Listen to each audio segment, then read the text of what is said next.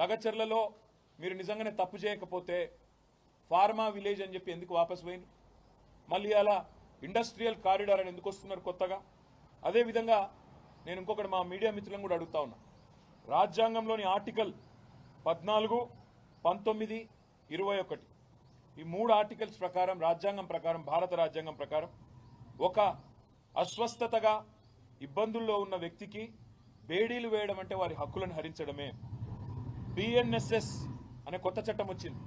ఆ కొత్త చట్టం ప్రకారం కేవలం తీవ్రవాదులకు మాత్రమే, క్రూరమైన నేరస్తులకు మాత్రమే బేడీలు వేయాలన్న నిబంధనలు ఉన్నాయి తప్ప ఇవాళ రైతు బిడ్డలకు, రైతులకు, గిరిజన రైతులకు బేడీలేసిన ఒక అహంకార దుర్మార్గ ముఖ్యమంత్రి రేవంత్ రెడ్డి వైఖరిని ఇవాళ మనందరం కూడా ముక్త కంఠంతో ఖండించాల్సిన అవసరం ఉంది.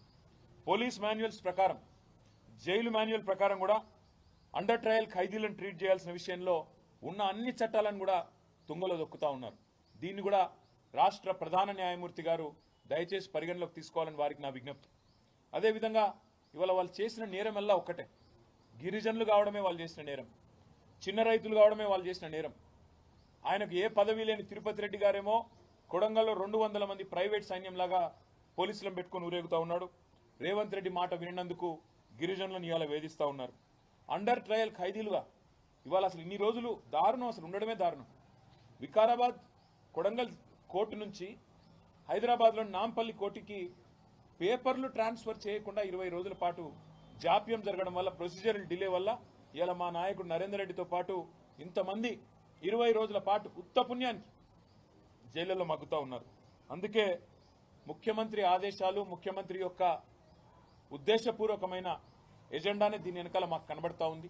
కేవలం నా మాట వినలేదు అని చెప్పి వాళ్ళని హింసించండి అన్నట్టుగా గుండెపోటు వచ్చినా కుటుంబ సభ్యులకు తెలియజెప్పకుండా మరి దుర్మార్గంగా ఇంకొక 2 పేర్లు, కావలి రవీందర్, గుండెమేని బసప్ప, వాళ్ళిద్దరికి కూడా ఆరోగ్యం బాగాలేదు. వాళ్ళను కూడా వెంటనే విడుదల చేయాలి. అదే వారితో పాటు మిగతా వాళ్ళందరినీ కూడా వెంటనే విడుదల చేయాలని చెప్పి కూడా మేము డిమాండ్ చేస్తూ ఉన్నాం. అదే మాదిరిగా మిగతా రైతుల మీద కూడా నెల రోజులు జరిగిన తర్వాత కూడా ఇంత దుర్మార్గంగా, ఇంత అరాచకంగా ప్రభుత్వం ఏదైతే వ్యవహారం చేస్తూ ఉన్నదో ఈ విషయంలో ఇకనైనా రేవంత్ రెడ్డి భేషజానికి పోకుండా, అనవసరపు అహానికి పోకుండా ముందుకొచ్చి స్పందించి ఆ కేసులు విత్డ్రా చేసుకొని వారిని తక్షణమే విడుదల చేసి వారి కుటుంబ సభ్యులకు అప్పచెప్తే వారి ఆరోగ్యాన్ని, వారి ప్రాణాలను కాపాడిన వాడైతాడు. లేకపోతే మాత్రం చరిత్రహీనుడిగా మిగిలిపోతాడని చెప్పి తెలియజేస్తూ మీడియా మిత్రులకు కూడా చివరిగా ఒకటే విజ్ఞప్తి, దయచేసి హీర్యానాయక్ విషయాన్ని, బసప్ప విషయాన్ని, అదేవిధంగా రాఘవేంద్ర విషయాన్ని, మా నాయకుడు పట్నం నరేందర్ రెడ్డి గారి విషయం, ఆరోగ్యం విషయంలో దయచేసి మీరు కూడా ప్రజలకు చెప్పండి. తద్వారా ప్రభుత్వం మీద, అదేవిధంగా న్యాయ వ్యవస్థ మీద కూడా మరి వారికి సరైన సమాచారం పోవడానికి కూడా అవకాశం ఉంటుందని చెప్పి కూడా విజ్ఞప్తి చేస్తూ మీ అందరికీ కూడా ధన్యవాదాలు. Thank you.